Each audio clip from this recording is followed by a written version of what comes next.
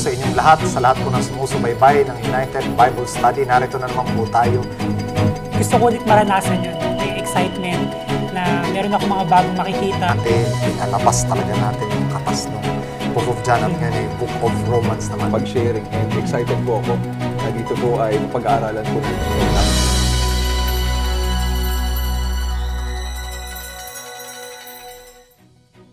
Magandang araw po sa inyong lahat at maligayang panunood na naman po ng isa pang episode dito po sa programa na nag-aangat sa ating Panginoon Kristo at sa Krus ng Kalbaryo, ang United Bible Study.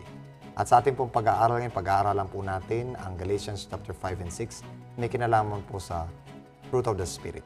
Okay? So makakasama na naman po natin si Dom at saka ganun din po si Faith. Pero bago tayo magpasimula, tayo ay manalangin.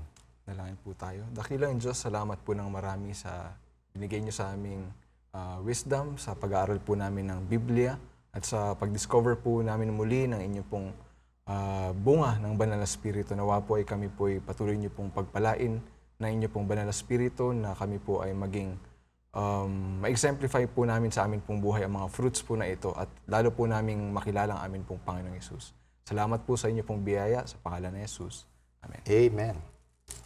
So, tapos na natin yung halos lahat. May dalawang chapter na lang tayo natitira.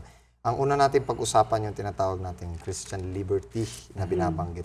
Yung kalayaan. Sabi doon sa Biblia na, sabi ni Kristo, if the Son of Man makes you free, you shall be free. John 8. John 8. Okay? Stand fast, therefore, in the liberty by which Christ has made us free.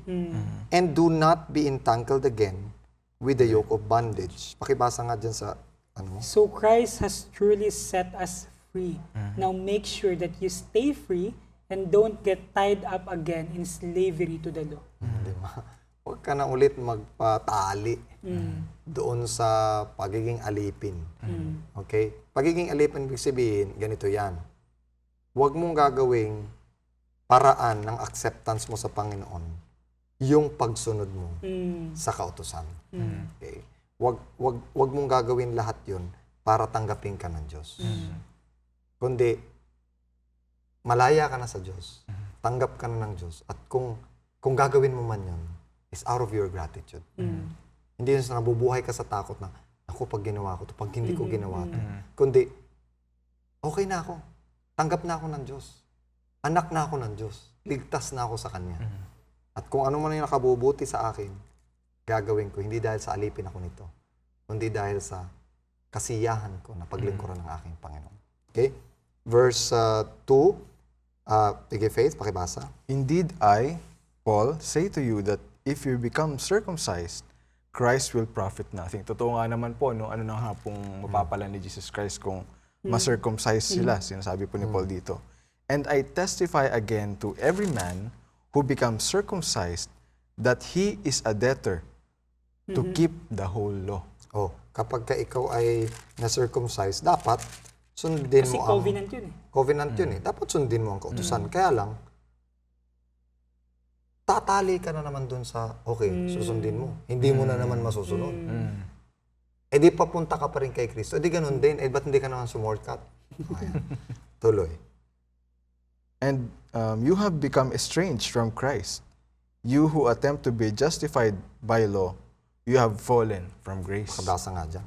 For if you are trying to make yourselves right with God by keeping the law, you have been cut off from Christ.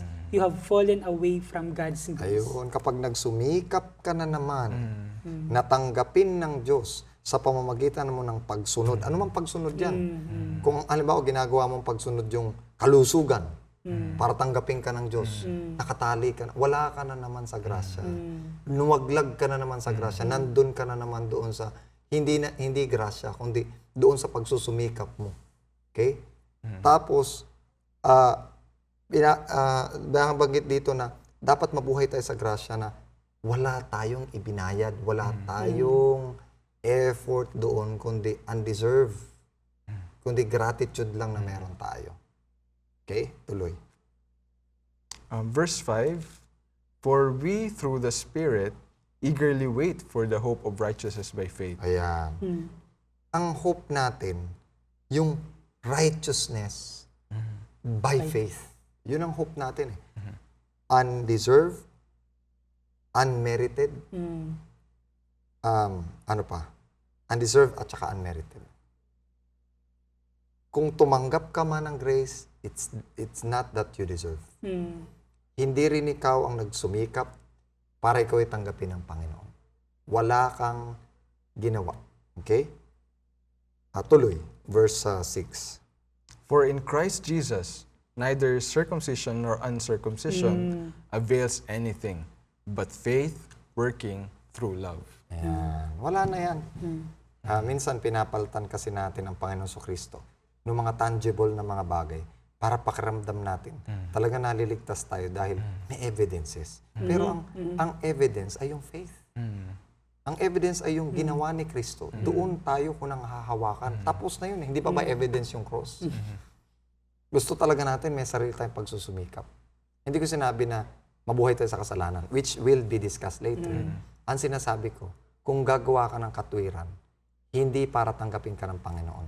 Kung gagawa ka ng katwiran, kasi matuwid ka na, tinanggap mo na muna yung katwiran ng Panginoon na ginawa niya sa krus ng Kalbaryo para sa iyo. Okay? Sige, Dom, sa 7. Chapter 5, verse 7. Tuloy mo hanggang 13. 13. Chapter 5, verse 7 ng Galatians. You were running the race so well. Who has held you back from following the truth? It certainly isn't God, for He is the one who called you to freedom. This false teaching is like a little yeast that spreads through the whole batch of dough. I am trusting the Lord to keep you from believing false teachings. God will judge that person, whoever he is, who has been confusing you. Dear brothers and sisters, if I were still preaching that you must be circumcised, as some say I do, why am I still being persecuted? If I were no longer preaching salvation through the cross of Christ, no one would be offended. I just wish that those troublemakers who want to mutilate you by circumcision would mutilate themselves. For you have been called to live in freedom, my brothers and sisters. But don't use your freedom to satisfy your sinful nature. Instead, use your freedom to serve one another in love. So, anong take mo dito? Yeah, basically, Kuya Bri, yun, yung nakadugtong nung sa binabanggit natin kanina, yung issue pa rin dun sa freedom. Na yung circumcision, basically, kumbaga, ginagawa niya naman tayong slave, tapos, yun nga, ang ano ni Pablo, kasi parang ang issue dito, ang issue dito, yung mga Galatians, natatakot sila na dahil pinipreach nila si Christ at yung cross at wala na yung circumcision, ipipersecute sila. Tapos ngayon, nagagalit yung iba na parang si Pablo, nagtuturo pa rin ng circumcision. So parang may confusion no? Tapos sabi ni Pablo, kung nagtuturo ako ng circumcision, bakit may nagpe-persecute pa rin?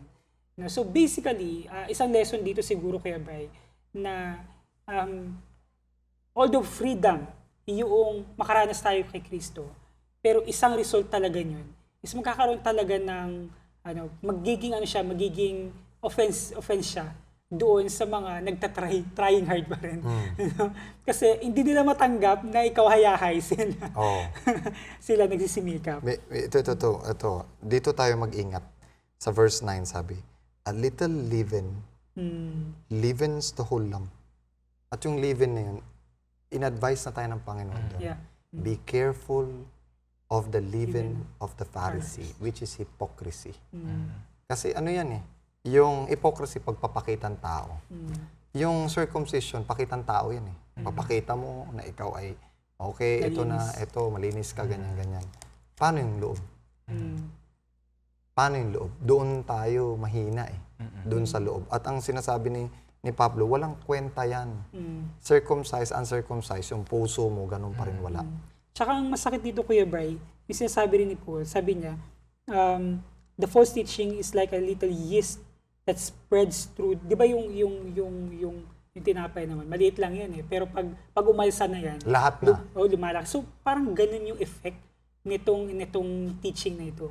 No, na nakakainganyo naman kasi talaga, kaya nga marami hanggang ngayon na yun pa rin yung gusto eh. Kaya ang gusto ng mga tao nagpipinitensya, ang gusto ng tao naglalakad ng mahaba, hawak-hawak yung tali, kung ano-anong ginagawa nila para lang kasi mas madaling paraan yun ng pagliligtas, yung may effort ka.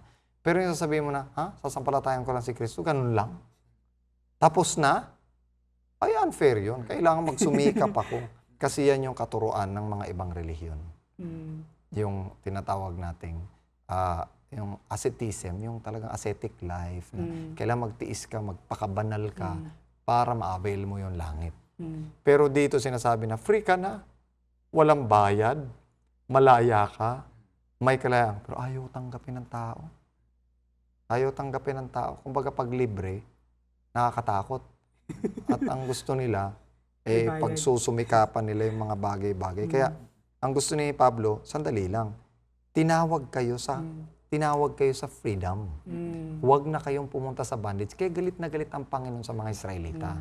Kasi, nakalabas na sila ng Egypt. Gusto pa rin lang bumalik sa Egypt. Alam mo kung anong iniisip nila? Iniisip nila yung mga bawang. Iniisip nila yung mga sibuyas. Iniisip nila yung mga leeks. Iniisip nila yung mga paminta, yung mga meat. Yun lang ang iniisip nila eh. Hindi nila iniisip yung kalayaan na meron sila. Kalayaan. Wala nang bondage, wala nang pagkakulong. Pwede na nilang gawin na i-worship ang Panginoon. Pero wala sila sa Egypt, pero nabubuhay sila na parang nasa Egypt sila. Hindi kaya ganon na ngayon, okay, malaya ka kuno, pero nabubuhay ka pa rin sa pagkaalipin pa rin. Kasi mahal mo pa rin yung datihan mo kahit na sunod-sunuran ka lang. Yun. Yun ang hirap doon eh. Sunod-sunuran ka lang, mahal mo yun. Parang hindi mo ma-imagine, what? Kaya sabi ni Moses, andito na tayo, tinuturuan na kayo maging civilized, binigyan na nga kayo ng kautusan. Eto na, hindi na nga tayo gumawa ng konstitusyon eh. Pinrovide na sa atin yung pinaka-the best na mga civil laws. Talo pa yung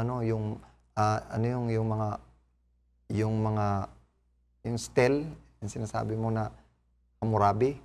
Talo niya pa yung lahat ng mga batas na yan. Ito itong set of rules na eternal, tuloy-tuloy at saka just and good. And yet, gusto niyo pa rin bumalik doon? Sabi ng Panginoon, itong lahat ng to, binigay ito dahil you are no longer slave. You are already free. You are already free. Tinan mo, nagsamba pa rin sila sa mga calves. Pa rin sila, nag-revelry pa rin sila. Hala, sige, pa rin sila kasi iniisip nila yung Egypt. Iniisip nila yung Egypt. Pero hindi nila nakita yung heavenly Canaan. At sa tingin ko sa atin ngayon, imbis na mabuhay tayo na parang nasa langit tayo, na meron na tayong full freedom, na nagagawa na natin yung unimaginable na mga bagay. Magagawa na natin sa langit. Pero habang nasa lupa tayo, mabuhay tayo na parang nasa langit na tayo. Ang nangyari tuloy sa atin, nabubuhay tayo na para tayo mga slave na nakatali, na sunod-sunuran sa kung anong gusto ng mundong ito o kaya kung ano yung gusto ng sinasabi ng mga kunwari religious, pero actually gusto lang maging masters. Hindi ko nga rin po alam Kuya Bray kung ano ba talaga yung napaka-attractive dun sa turong ganun. Na kasi na-experience ko din po yan eh. Siyempre ako nagustuhan ko din yung teaching na ganun. So, kasi tapos, orderly. Oo. Kasi makikita mo talaga yung mga gagawin. Parang hindi mo na kailangan ng faith dun sa part na yun kasi gagawin mo na. Pagkatapos nung natutunan ko siya, siyempre very eager ako. Siyempre ang motive ko, nakikita ko maganda siya eh. Tapos ang ginawa ko, kung may maganda akong natutunan, gusto ko i-share ko din sa iba. So, ang ginawa ko, lahat ng kabataan dun sa district namin, mga grupo-grupo namin dun, ko yun? Talagang tinipon ko sila, inakay ko sila. Tapos yung mga ibang hindi rin active, na rin sila, naakay din sila, nagustuhan din nila. Kaya sabi ko talagang... Kasi kahit papano may Kristo. Pero may effort. May effort. Kaya kailangan may gawin. Mas madali pati kasi may checklist eh. Basta i-check mo lang, okay na. Yun eh. Pero ako, ang testimony ko naman ganito. Nabuhay ako sa chaos kasi hindi nga ako Adventist eh. Pagkatapos ko mabuhay sa chaos, naubuhay ako sa order. Kasi may rules. Rules. Pagkatapos, nung nakikita ko na may mga exemption sa order. Kasi babasa ko ang Biblia, may exemption eh. Kaya inalam ko yung principle, yung deep principles. Nung nalaman ko na yung mga deep principles, ready na ako for, ang tawag ko dito ay assimilation, yung pwede ko nang i-fit yung sarili ko kahit saan, kahit sa mundo, kahit saan ako. Kasi meron akong set of principles na kaya kong i-fit yung mga principles na yun. Kasi hindi siya rules. Principles ang hawak-hawak ko na kahit kasama ko ang mga liberal o kasama ko ang mga whatever, yung mga strict masyado, kaya kong mabuhay sa rules. Kaya kong mabuhay sa principles. Ang tawag doon yung fitness sa application para na merong freedom pa rin ako kahit na sabihin na natin na yun yung chaos, rules, principles, and then assimilation yung paano ko i-fit yung aking sarili kahit sa syudad ako o sa probinsya ako. What do you think of it? Meron pong sinabi Kuya Brian na isang quote.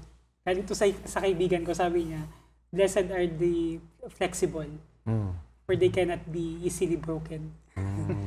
They cannot be frustrated easily. Tama yun. Yan.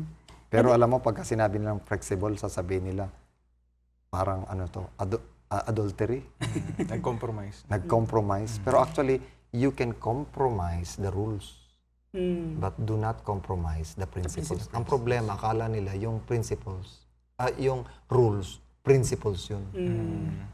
Pero actually, yung rules are set of commandment based on a deep principle. So, kailangan mo i-dig And yung principle na yun actually, Kuya Brian, basically, in one word, that is love. love. Yan. Character of God. Ang kaso mo, masyado na silang maging specific sa rules na yun ding rules na sinusunod nila ang naging against dun sa principles. Kaya hindi na sila mag-fit kahit saan. Kaya tinawag kayo ng Panginoon para mag-fit dun sa mga yun, para questionin nyo yung mga principles na meron kayo. Yung pala, hindi pala principles yung kino-question nyo, kundi yung rules. Hanggang sa ma-discard na lahat ng mga ibang rules at ang nag-remain na lang ay yung mga principles. Para pagka ang nanatili na lang yung principles, pwede ka na mag-fit kahit saan. Meron akong nire-reach out ngayon, Kuya Brian, na isang kaibigan, naging kaibigan ko siya later on. So, naging kaibigan ko siya. Tapos nag-open siya sa akin. Yung naging boyfriend niya ngayon, I think, siguro pang 5 boyfriend niya na. Tapos ngayon, hindi siya makamove on doon sa mga past relationship. Parang ito yung naranasan ng yung mga nasa Galacia. Hindi siya makamove on doon sa past relationship niya. Nako-compare niya lagi.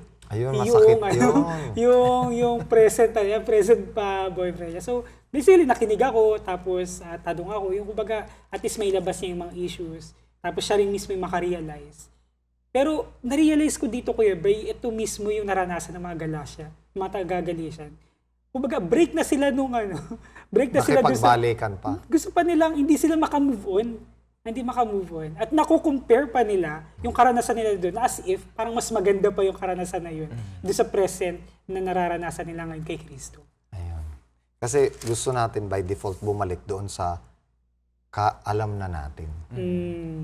Sa nahirati na tayo. Kasi parang actually hindi naman napakahirap eh. Kaya lang parang uncertain. Baka ang mabuhay by faith is uncertain. Kaya yung pumunta ka sa Kanaan, hindi mo alam kung ano mangyayari sa Kanaan. At least sa Egypt, alam mo lahat. Yeah. Pero kahit alipin ka, at least alam mo, na-anticipate mo yung mga bagay-bagay. Pero pag laging ganun ang isip mo, hindi ka mag-grow. Hindi ka mag-hope. Hindi ka na mag-hope. Yan. Samantalang nangako ang Panginoon, napakagandang pangako sa Kanaan na free sila. Eto pa, nung naging free na sila, naghanap pa sila ng king.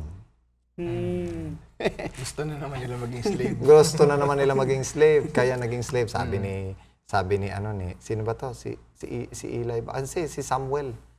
Gusto niya maging slave. Eto ang mangyari sa inyo, ha? Bigyan ko kayo ng condition. Kukuha tayo ng king. Pero mga anak nyo, magiging alipin, yung mga lupa nyo, yung mga kita nyo, yung ano nyo, isa-isa talaga ang liabilities. Ano gusto nyo? Yes, gusto namin. Ayan, sige. Bigay ko sa inyo. Tapos nung dumating na sa kanila, masuka-suka sila. Yan ang point natin dito na nakalaya na sila sa Egypt. Pagdating doon sa bayan nila, nagpaalipin pa rin sila. Okay, nagpaalipin pa rin sila. Bakit? Kasi ni-rule sila actually ng ilang judges, di ba? Pero dahil sa tigas ng ulo nila, lagi silang isinusuplong ng Diyos sa mga hintil. Pero iniligtas sila lagi ng mga judges. Pero nung iniisip nila, ang safety nila ay sa king. Sa king. Nainggit sila sa ibang bayan. Oo, nainggit sila. Pero hindi nila alam, yung king pala ay mas masahol pa kaysa dun sa mga king ng ibang bayan. Yun ang magpapahirap sa kanila. Kaya nung dumating si Kristo, hindi siya nag-ano as king eh. Nag-ano siya as liberator. Yun pa rin ang gusto nila. Oo, yun pa rin gusto nila. Tinan mo, nung dumating si Kristo dito sa lupa, He did not come as a king. He came as a judge, as a liberator.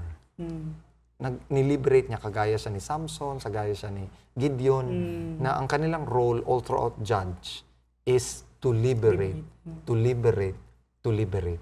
Not to make them king. Para matuto silang tumayo as a free man, not as a bondman, as a free man. Okay? Napakaganda. Tuloy. Nasaan pa tayo?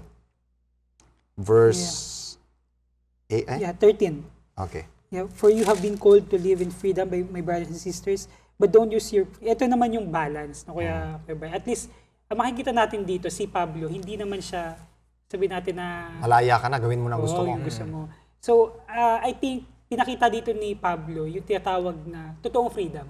Kasi, when we say freedom...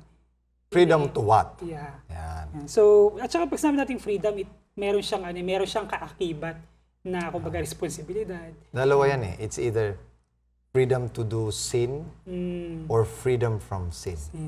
Diba? Freedom to sin or freedom from sin. Yung iba kasi ang gusto nila freedom to sin. Ayaw nila ng freedom from sin. Okay. Alright. At sabi dito, instead, use your freedom to serve. Ito yung kabaliktaran. Yung isa, sabi niya, don't use your freedom to satisfy your sinful nature. Ang kabaliktaran yun, instead, you use your freedom to serve one another. So I think, Kuya Bri, ang solusyon talaga para hindi mawala yung focus sa sarili. Punta sa iba. Yeah, serve Maglingkod one sa iba. Yeah. So, ganito freedom from sin, freedom to serve. Di ba? You have been freed from sin that you may be free to serve. And I think, Kuya Bri, kung bakit mas mabilis tayong bumalik dun sa datihan. Ako personally, kung bakit pa ako minsan bumabagsak, no? I think yun yung mga panahon na wala ako sa paglilingkod. That's it. Kasi wala ka sa paglilingkod. Di paglilingkuran mo sarili mo. Tama yun. Altruism is the key to, is the solution from egoism. Verse 15, pakibasa, Faith. But if you bite and devour one another, beware lest you be consumed by one another. Huwag kang kakagat kasi baka maubos mo. Pag nagkakagatan tayo, talagang ang tendency mauubos. Alam mo, ganun sa church. Kapag kinakagat-kagat mo, mamaya, hindi na yan dadalo. Tapos kagat-kagat din dadalo. Hanggang sa, ba't kaya wala nang dumadalo dito sa church na to? Ang lamig-lamig talaga ng church na to. Ano ang lamig? Ang init niya, kaya lang kagatan ng kagatan, paano mag-survive. Tapos lalabelan. Backslidean na. Nanlamig. Nanlamig. Nanlamig. Okay. Verse 16. I say then, walk in the Spirit, and you shall not fulfill the lust of the flesh. Ito yung binabanggit kanina sa verse 13. Do not use your liberty opportunity for the flesh. So huwag kang lumakad ayon sa flesh. 17 hanggang 21. Yan. Sabi po, for the flesh lusts against the Spirit, and the Spirit against the flesh. And these are contrary to one another, so that you do not do the things that you wish. So magkakontra po silang dalawa. Yung flesh tsaka yung spirit talaga. So sabi po dito, but if you are led by the Spirit, you are not under the law. Now the works of the flesh are evident, which are, so enumerate po dito ni Paul yung ilan sa mga manifestations ng work of the flesh. Adultery, fornication, uncleanness, lewdness, idolatry, sorcery, hatred, contentions, jealousies, outbursts of wrath, selfish ambitions, dissensions, heresies, envy, murders, drunkenness, revelries, and the like. of which I tell you beforehand, just as I told you in the time past, that those who practice such things will not inherit the kingdom of God. Grabe. Habang binabanggit mo ito isa-isa, sabi ko, okay ako dito. Okay ako dito. Walang problema. Tapos biglang sabi, outburst of wrath. Bilis magalit. Sabi ko, laman. Laman pa rin. Siguro kulang lang yung sinulatan ni Pablo, pero siguro mas mahaba pa. Mahaba pa. Pero alam mo, tingnan mo, envy. Envy. Envy yung ayaw mo magbigay. Envy din yun covetousness din yun kasakiman. Kasi akala natin, pag nagnasa tayo, yun yung envy. Pero, pagka hindi tayo nagbigay, envy din yun. Covetous yun ay kasakiman. Kasakiman yun dahil hindi yun sa'yo, ipinabibigay ng Panginoon sa iba, pero ayaw mong ibigay. Yun ding kasakiman din yung hindi sa'yo, ninanasa mo. Hindi sa'yo, ninanasa mo. Hindi sa'yo, ayaw mong ipamigay. Okay? Tuloy tayo. But the fruit of the Spirit is love, joy, peace, long-suffering, kindness, goodness, faithfulness, gentleness, self-control. Against such, there is no law. Tignan mo, haba-haba no? Works of the flesh. Tapos pagdating sa fruit of the Spirit, parang very simplified. Una is love. At pansinin mo ito, the fruit of the Spirit is love. Hindi niya sinabi, the fruits of the Spirits are. Sabi niya, the fruit of the Spirit is love. It's either the fruit of the Spirit is love, the fruit of the Spirit is joy, pero para sa akin, ang take ko dito is the fruit of the Spirit is love. And the manifestations of this love are joy, peace, long-suffering, kindness, goodness, faithfulness, gentleness, self-control. Kasi yung love, this is the real character of God. Yeah. Ito yung lundo ng lahat ng bagay. Sabi nga sa 2 Peter, chapter 1, verse 3 to 5, sabi doon, add to your faith, knowledge, virtue. Add to your virtue, knowledge. Add to your knowledge, self-control. After self-control, brotherly kindness. After brotherly kindness, love. So, yun yung Petron ladder na mula sa faith, nag-a-add ka hanggang sa makarating sa love. Kasi yung love, yun yung rurok ng lahat because God is love. Pero pag may love ka, masusukat mo yung kapag ka meron ka ring joy, meron ka na ring peace, meron ka ng long-suffering, kindness, goodness, faithfulness. Nandyan na sa iyo lahat kung meron kang love. Pero sabi mong may love ka tapos hindi ka nakakitaan ng ibang bagay, wala ka pang love. Tapos ang pinakamatindi doon, as against such, there is no law. Pag meron ka na nito, there is no law. There is no condemnation of the law. Hindi ka nakukondenahin ng law. So ang tawag ko dito, the fruits of the Spirit is the harmony of the Spirit of the law. Kapag ka nasa iyo na ang Espiritu, alimbawa, kasi para sa akin, yung usapan natin, ang law is the minimum requirement of the kingdom of God. Minimum lang siya. At pag sumablay ka dyan sa minimum requirement, kakailanganin mo si Kristo. Ganun na nga ang ginagawa, di ba? Sablay tayo, kailangan natin si Kristo. Di pumunta tayo kay Kristo. Ngayon na kay Kristo na tayo, mas natututo tayo, mas nagmamature tayo. Mamature tayo, mas maganda, mas nakikita natin kasalanan natin.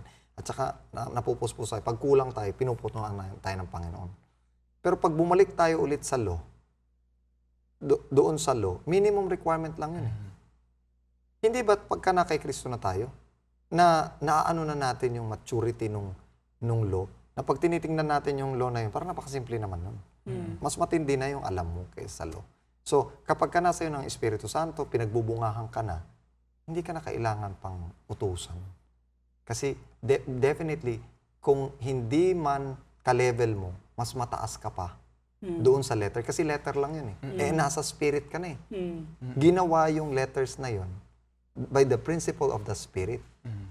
Kung sunasan nila ng Espiritu, actually, makakapagsabi ka pa nga kung ano pang ibang bawal Actually, sa totoo lang, bawal to bawal to. Marami ka na masasabing bawal. Kasi alam mo na yung Espiritu na, nilalabag ko yung Espiritong ito pagka ito ang gagawin ko. Okay. So, what do you say? Pero ang kinaganda naman doon, Kuya Bri, yun nga, yung bunga nga yun, kahit na dumating ka na doon sa punto ng maturity, na alam mo yun, mas higit na yung maturity mo dun sa minimum requirement, which is the law. The letters of the law. Ang aabutin mo naman is yung maximum requirement, which is Christ. At And for eternity, and- mahirapan ka umabot. yeah, yun and sa- basically, the one word for that is love. I love. So, From love to love. To love. Ever increasing love to love. Kaya nga, ang talagang magandang i-goal natin si Christ. amen. At kung paano natin mag-goal si Christ, pag-uusapan natin yan sa pagbabalik natin dito po sa United Bible Study.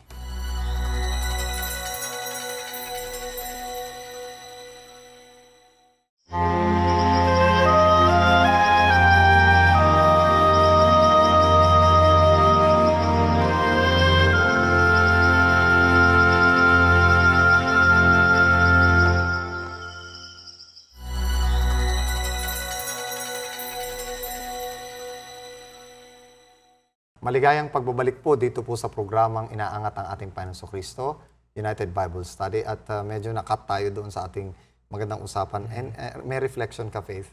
Na-realize ko po kayo, Bryce, sa pag-aaral natin mula po ng Romans tapos ng Galatians na nag-sink in talaga sa akin na ang pinaka-purpose lang pala talaga ng law ay para ibagsak tayo. Ganun lang. At saka pagka bumagsak tayo doon, di natin syempre pupunta tayo kay Christ. Mas makikita natin mas mataas pa yung standard at lalong hindi natin maabot. At doon natin makikita yung grace ng Panginoon. Napupunuan ka lagi pupunan pag tayo. bumagsak ka. Hindi kayang punuan ka ng law. Okay? Tapos pag pumunta ka kay Christ, lalo mo pang nakikita yung kabulukan mo. Pagpalapit ka ng palapit sa Kanya, lalo ka pang babagsak. Pero lalo mo nakikita kung paano Kanya gagabayan. Pupunaan niya ng pupunaan. Kaya nabubuhay ka na sa grasya. Babalik ka ulit sa law, mawawala ka ulit sa grasya. Mapupunta ka ulit sa pagkukumahog na magpapabagsak na wala namang tutulong sa'yo. Kung maliban ang pumunta ka ulit kay Kristo. Ikaw, friend. At saka ang kinagandahan doon, Kuya Bri, yun nga, yung law, basically, ang ginagawa niya, hindi bigyan niya tayo ng takot eh. 'Di ba? Parang pag nandiyan yung law, natatakot. Although gusto natin sundin, pero may takot na ito na naman. Alam kong gusto ko sundin pero hindi ko masunod. 'Di ba? So yun yung sinasabi niyo sa first dyan na lagi may fear. May yung lagi tayong kinokondemn ng heart natin. Pero pagdating kay Kristo, alam natin na hindi natin kayang abutin yung mismong karakter ni Kristo. Basically, mas kumbaga, mas malawak yung kanyang pinakitang prinsipyo doon sa Ten Commandments. Pero ang kinagandahan kay Kristo, wala tayong takot. Kasi merong freedom. Alam natin na kay Kristo, nandun yung kapayapaan, nandun yung pagpapahinga, at nandun yung pag-ibig. At tara, yung law may requirements. At saka kasama sa requirements doon, yung tinatawag nating penalty. Kasama yun eh. Pag there's law, there's penalty. Walang batas na walang kaakibat na codification of consequence. Coded yun eh, codification ng consequence. Pag nagbigay ng saligang batas o sabihin natin civil law o family code, laging pagka nagkamali ka, ito yung penalty. Laging may ganun. Pero si Kristo, siya yung presidente. Siya ang embodiment ng batas. Siya ang katuparan ng batas. At pag nagkamali ka, nasa Kanya din yung pardon. Para makaahon ka ulit. Para mapalapit ka ulit sa Kanya. May dagdag ako doon, Kuya Bri. Hindi lang siya yung pardon. Siya na rin yung gumawa ng penalty. Dun sa... Siya yung gumawa ng penalty. At ito pa, siya rin yung tumupad ng kautusan para ilapat sa'yo na you are blameless. Siya rin yung blamelessness mo. Siya rin yung perfection mo. Siya yung malinis na record mo sa NBI.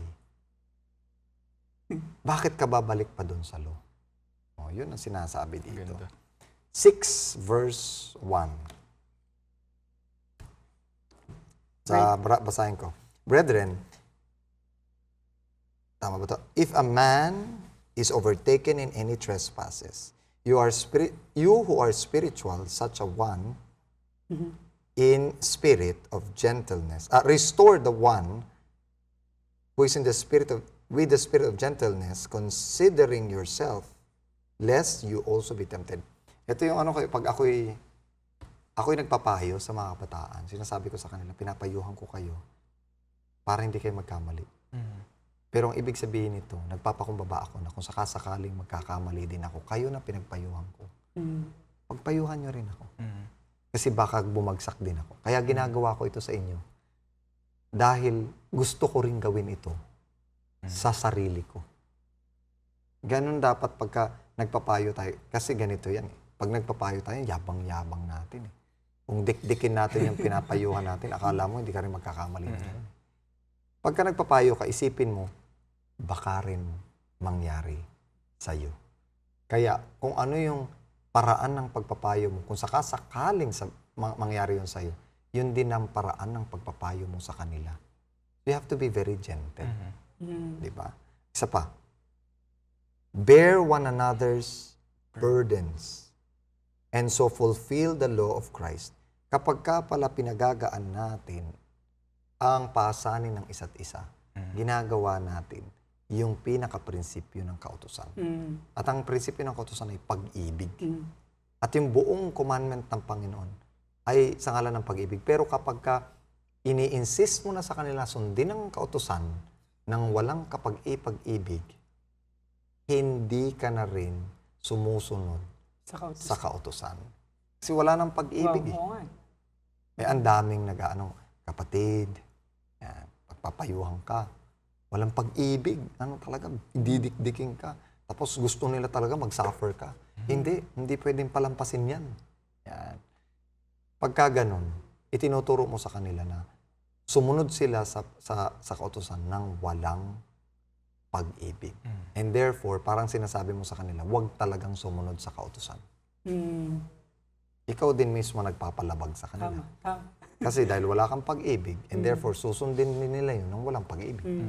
Eh di hindi rin nila nasusunod yun. Okay? So, isa pa. For if anyone thinks himself to be something when he's nothing, he deceives himself. But let each one examine his own, and then he will have rejoicing in himself alone, and not in another. For each one shall bear his own load. Parang repentance gives relief. Pag ikaw nag-self-examine ka sa sarili mo at na-realize mo yung pagkakamali mo, nagkakaroon ka ng rest. Nagkakaroon ka ng joy. Kaya mas maganda kung ini-examine mo sarili mo kaysa mag-examine ka ng ibang tao. Totoo. Kasi pag nag-examine ka ng ibang tao, nagkakaroon ka ba ng relief? Ay, salamat. Na-realize niya yung kanyang pagkakamali. Ay, salamat. Na-realize ko yung kanyang pagkakamali. Hindi mo naman ganun. Pag ikaw nakaka-realize ka ng pagkakamali mo, parang, wow, ganun pala yun. What a relief. Pero kapag ka na-realize mo yung pagkakamali niya, hindi relief eh. Burden. Burden para sa'yo. Okay, sino susunod natin? Verse 6. Okay. Chapter 6, verse 6 ng Galatians. Those who are taught the word of God should provide for their teachers, sharing all good things with them. Ayan. Pagka ikaw ang tinuruan, mag-provide ka. Sabi nga ni Pablo eh. Kayo, nagbibigay kayo sa mga evangelist ng temporal na pagkain. Samantalang yung mga evangelist, ang binibigay sa inyo, eternal na mga pagkain. Because the worker is worth its food. Karapat dapat sa pagkain. Pero ano sabi ni Pablo? Pero never ako nang hingi sa inyo. Kasi baka magkautang ako sa inyo, sabihin nyo may utang ako sa inyo. Pinagtrabahuan ko ang pagkain ko. Hindi ba't mas karapat dapat ako? Sabi niya, pagka gumigiik ang baka, huwag mong bubusalan. Kasi nagtatrabaho siya, pakainin mo. Baka himatayin yan. Paano pa magigiik yan? Yun ang sinasabi niya. So, kayo na tinuturuan, huwag kayo magdamot. Magbigay kayo. O, di ba? Tuloy. Verse 7, don't be misled. You cannot mock the justice of God. You will always harvest what you plant. Those who live only to satisfy their own sinful nature will harvest decay and death from the sinful nature. But those who live to please the Spirit will harvest everlasting life from the Spirit. Yan. Mag-iingat tayo. Ako ito, pinag-iingat ko yung mga tao, sabi nila, Pastor, total, niligtas naman tayo ng Panginoon sa lahat. Pwede na natin kainin lahat. Sabi ko, pwede naman. Pero kapag kinain mo lahat, kainin mo rin ang consequence. You can choose what you want to eat, but you can never choose the consequences thereof. Pwede naman pala gawin lahat. Di gawin mo. Pero tandaan mo, what you sow, you reap. Sabi nga sa Biblia, sow a wind and you will reap a storm. Diba? And ang problem dun, Kuya Bray, nire-rip natin yung nirip Ng Panginoon sa amin. nirip ni Kristo. Kaso mo, tuloy ka pa rin doon. Tuloy-tuloy ka pa rin eh. Samantalang, napagdusahan na ng Panginoon, huwag mo nang balikan. Huwag mo nang balikan yung napagdusahan ng Panginoon. Tsaka mahal ka ng Panginoon eh. Mahal ka ng Panginoon. Kaya gusto ng Panginoon na sumunod ka dyan, hindi para maligtas ka, kundi para magawa mo yung misyon na meron ka. Para maging liwanag ka sa iba. Okay, next. Actually, yun yung kadugtong, Kuya Bray, verse 9. So let's not get tired of doing what is good. At just the right time, we will reap a harvest of blessing if we don't give up. Therefore, whenever we have the opportunity, we should do good to everyone, especially to those in the family of faith. Oh, mabait ka dun sa iba, tapos pagdating sa mga kapatid, wala kang bait. So, huwag kang magpakitang tao. Ang point ng Panginoon, huwag kang panghinaan ng loob. Gawin mo lagi ang mabuti, hindi para maligtas. Gawin mo lagi ang mabuti kasi yun yung mabuti. At doon ka nagiging liwanag. Ginagamit ka ng Panginoon. Pero minsan kasi napapanghinaan tayo ng loob eh. Parang ako na lang lagi ang gumagawa ng mabuti ha. Ano ba motivation mo? Napaisip ako, parang hindi naman kabutihan yung kung... Diba? The mere fact na sabihin natin na parang ako na lang yung gumagawa ng mabuti. And that's the time na hindi na siya mabuti. Diba? Minsan napapagod tayo kasi parang trabaho tayo ng trabaho, tapos nakikita natin, nakahilata. Nakita mo si Martha? Hindi mo ba pwedeng pagsabihan si Mary? Ganyan na lang bang gagawin niya buong maghapon? Ha? Makikinig na lang sa'yo? Naalala ko, Kuya Bray, minsan merong isang maliban sa Master Guide, meron pang isang event nung high school ako. Parang ano siya, parang quiz bee, gano'n. Tapos magkakasama kami. Tapos ngayon, may nakatoka na maghugas. Pero kami yung naghugas. Tapos galit na galit ako. Sabi ng teacher ko sa akin. Sabi niya, huwag mo na lang hugasan kung magagalit ka lang din. Oo, ganun. Kasi yung sama ng loob mo, mas lugi ka pa doon. Yung paghuhugas, hindi ka malulugi doon kasi natututo ka, nagpapasensya ka. Pero yung sumama ang loob mo, luging-lugi ka na. Biruin mo. Nag-uusapan natin kanina, mabalik tayo doon sa Master Guide. Kayo, mga trainee ko kayo ng Master Guide. Nung trainee ko kayo ng Master Guide, under kayo sa akin. Under kayo sa akin. Pero nung in-invest na kayo, wala na tayong pagkakaiba. Kasi harmonious na tayo sa isa't isa. Pareho na tayo ng mga prinsipyo, tayo nang naglilid sa iba. Pero kung magpapasaway ka din, ay matuturuan kita ulit. Gusto mo turuan kita ulit. kung ano yung mga prinsipyo. Ganun tayo. Kaya tayo hindi under, nasa law. Kasi nasa atin yung mga prinsipyo. Nasa atin yung espiritu. Invested na tayo din sa Investment na tayo. Nasa atin ang espiritu. Harmonious na tayo. Hindi na tayo sumasablay. Kaya hindi na tayo under ng law. Pero pag humiwalay tayo kay Kristo, mukhang kakailanganin ulit natin na maturuan. Bakit? Kasi baka nawala ulit tayo doon sa prinsipyo. Okay, so talagang ang gawain ng law is sumablay tayo. Pero dito, sinasabi sa atin na kaya tayo nakakagawa ng mabuti dahil meron na sa atin yung espiritu ng kabutihan ni Kristo. Huwag mong pipilitin ang sarili mo at huwag ka rin manghihimagod kasi nasa iyo na yung kapangyarihan para gumawa ng mabuti. Amen. Okay? Faith, verse 11. Sabi po dito, see with what large letters I have written to you with my own hand. As many as desire to make a good showing in the flesh, this would compel you to be circumcised, only that they may not suffer persecution for the cross of Christ. For not even those who are circumcised keep the law, but they desire to have you circumcised, that they may boast in your flesh. But God forbid that I should boast except in the cross of our Lord Jesus Christ, by whom the world has been crucified to me, and I to the world. For in Christ Jesus, neither circumcision nor uncircumcision avails nothing, but a new creation.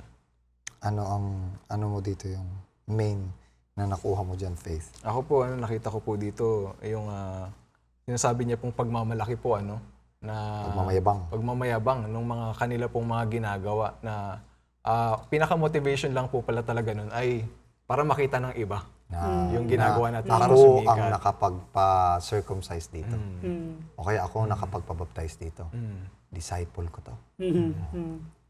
Actually, yun yung version dito kayo, sabi dito, they only want you to be circumcised so they can boast about it and claim you as their disciples. Ayun. Tagasunod ko yan. Followers ko yan. Isang click lang.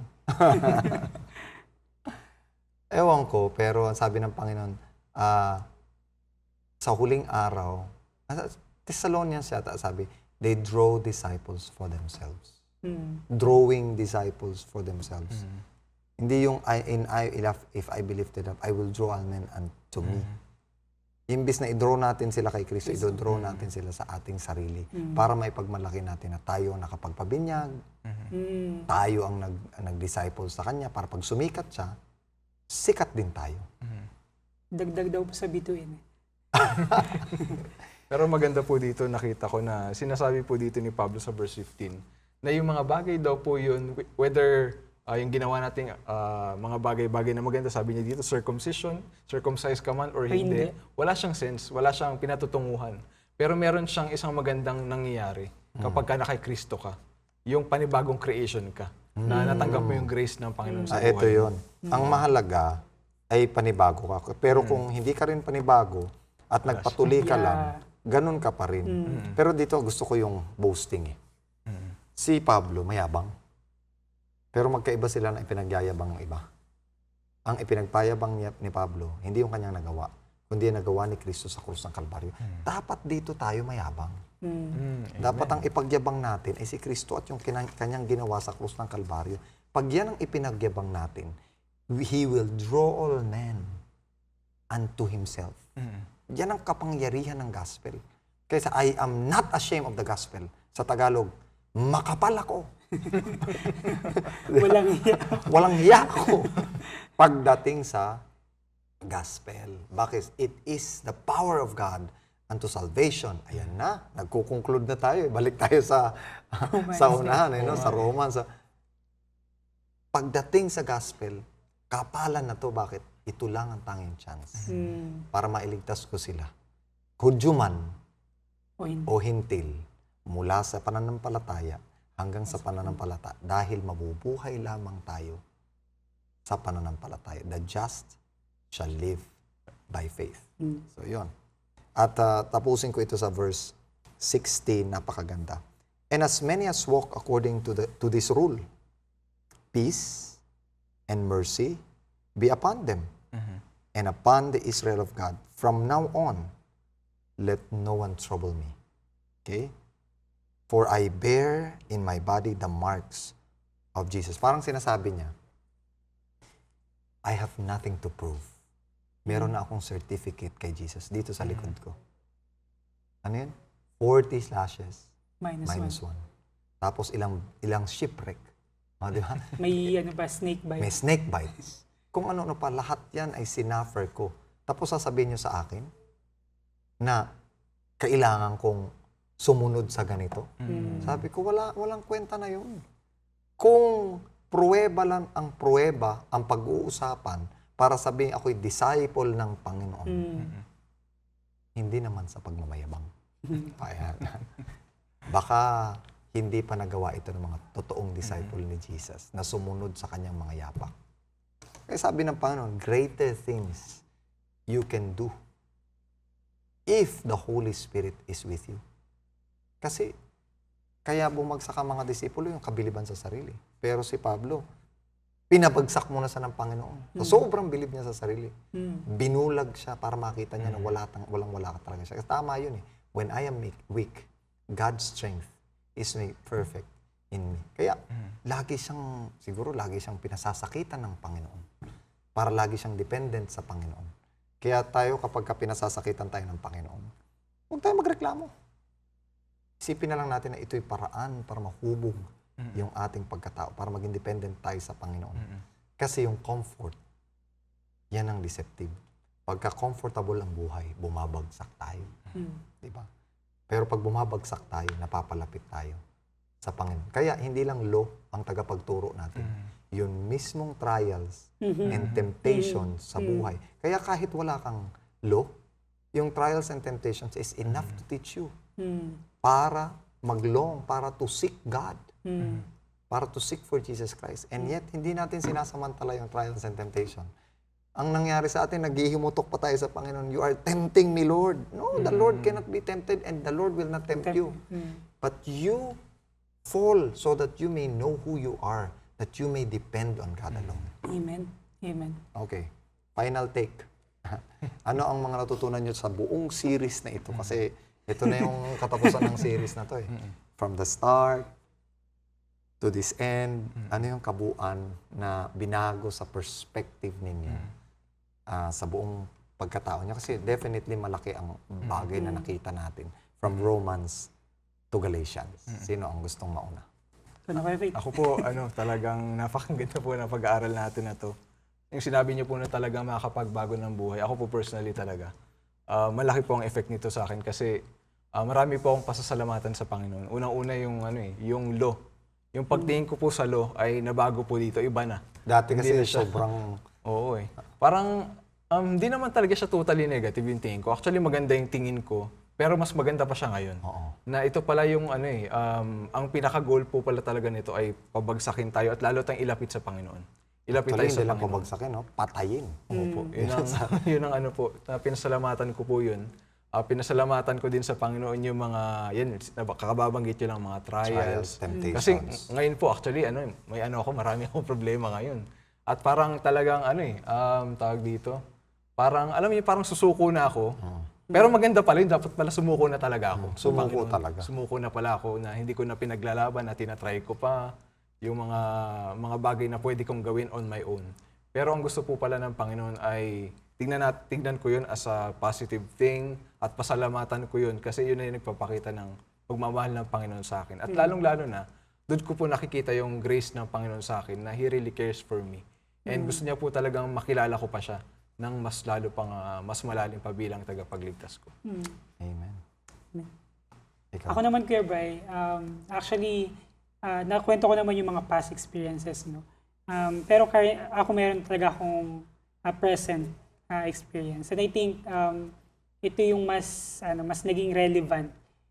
Hindi ko na nababanggit sa sa episodes natin, pero ito talaga yung mas naging relevant na doon sa mga topics natin, yung story ko ngayon.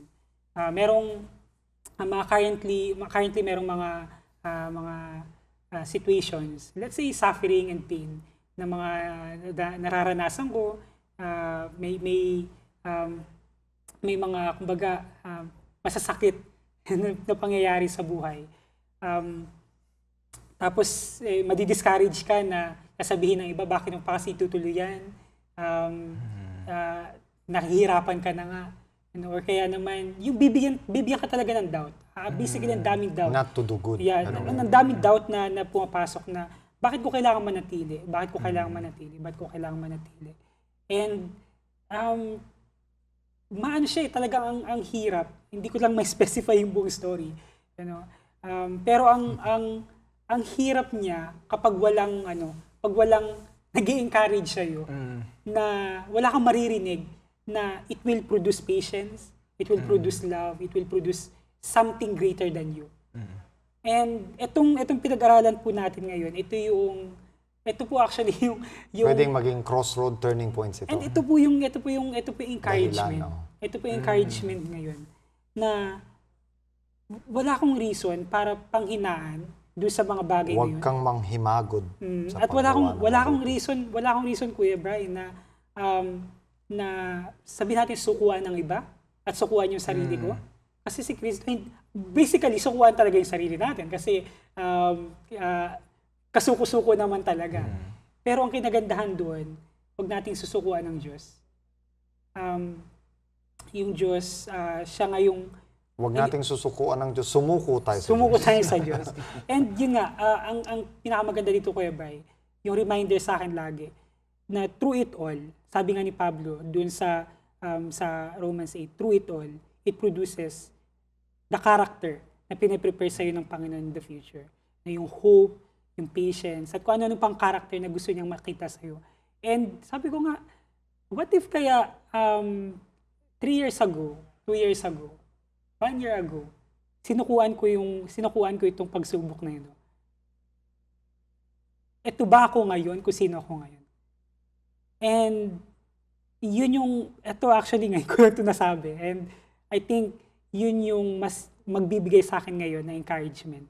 Na if God can see something in me, at actually hindi niya nga nakita eh. Pinakita niya na sa akin. Nire-reveal. Sa pamamagitan ng buhay ni Kristo nung namatay siya sa krus. And ano pa yung dahilan? Bakit ko kailangan sukuan itong mga bagay na ito? So, hindi ko man may kwento, Kuya Brian, na specifically yung story. Pero, naging relevant siya doon sa present situation ko ngayon. And I'm very thankful na merong Romans, merong Galatians, and I'm very thankful sa suffering ni Paul. And I'm very thankful sa suffering ni Christ. Kasi kung wala yung mga yun, yung suffering din natin ngayon, hindi magiging relevant. Wala siyang kwenta. Sabi nga, kung wala yung kamatayan ni Kristo, tapos nabubuhay lang tayo sa lo, ay walang kabuluhan ng buhay. Kaya yung kapag ka si Mrs. ay nagluluto ng champurado, nilalagyan niya ng asukal. Pero hindi yun sasarap pag hindi niya nilagyan ng asin. Si Mama din. Kasi nawawala ng contrast.